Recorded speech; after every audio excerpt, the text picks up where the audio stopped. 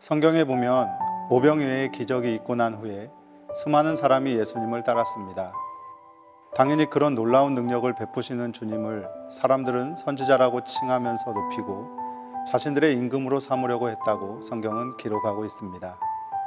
이들이 예수님의 기적에 초점이 맞춰져 있었던 모습은 너무나 당연합니다. 배고픈 자들이 떡을 찾는 것, 그리고 그 떡을 공급할 수 없는 인간적인 한계에 부딪힌 순간에 초월적인 능력을 베푸시는데 누가 관심을 가지지 않겠습니까?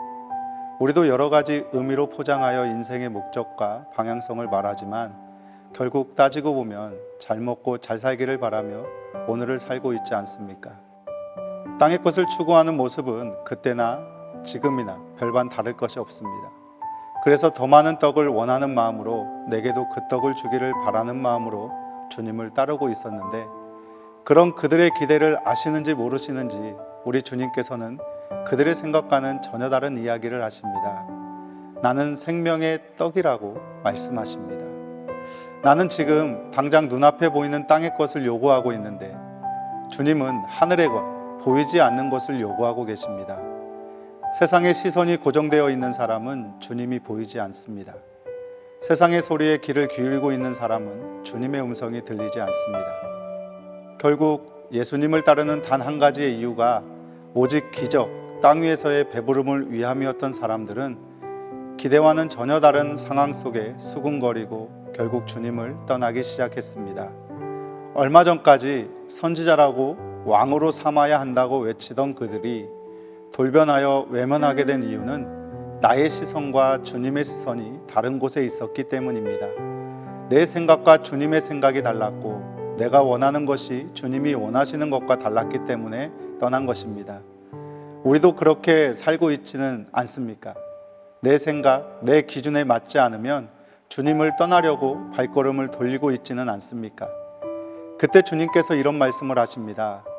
이 말이 너희에게 걸림이 되느냐? 여러분, 지금 여러분이 신앙생활을 할 때, 제자로 살아갈 때 여러분에게 걸림이 되는 그 존재, 그 대상은 무엇입니까? 무엇이 표대를 향해야 할 나의 발걸음을 멈추게 하고 있습니까? 혹시 여전히 나의 시선은 땅의 것을 바라보고 있지는 않습니까?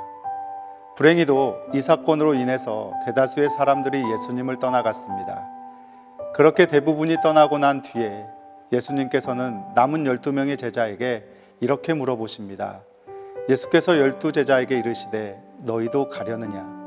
이 질문은 2000년 전에 십자가의 죽음을 알지 못했던 제자들에게 하시는 질문이 아닌 지금 사순절을 지내고 있는 하나님으로부터 보내심을 받은 예수 그리스도를 믿는 믿음을 고백하는 생명의 떡이 무엇인지를 안다고 자부하는 바로 우리에게 묻고 있는 질문인 것을 기억해야 합니다. 너희도 세상 욕망으로 세상 것을 추구하며 나를 따르느냐? 그런데 그것이 마음대로 안 되니 가려 하느냐? 여러분, 이 한탄스러운 주님의 음성이 여러분 귀에 들리지 않습니까? 여러분은 어떻게 대답하시겠습니까?